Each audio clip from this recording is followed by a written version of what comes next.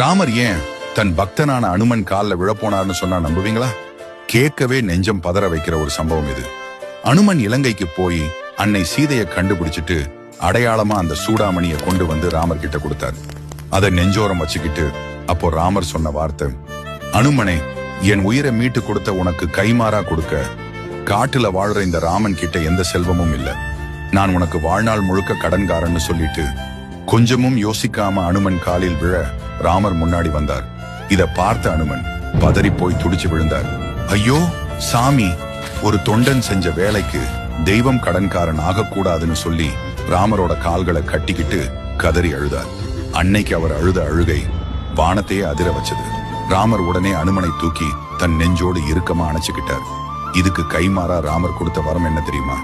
அயோத்திக்கு வரவங்க உன்னை தரிசனம் பண்ணாம என்ன பார்க்க முடியாதுன்னு ராமரே வாக்கு கொடுத்தார். அதுக்கு இன்னைக்கும் அயோத்தியே சாட்சியா நிக்குது. கடவுளையே தனக்கு கடன்காரனா மாத்தின அனுமனின் இந்த பக்தியை பார்த்து வியக்கிறவங்க மறக்காம ஜெய் ஆஞ்சநேயான்னு கமெண்ட் பண்ணுங்க. இது போன்ற நெகிழ்ச்சியான புராண கதைகளுக்கு மரன் மைட்ஸ் சப்ஸ்கிரைப் பண்ணுங்க.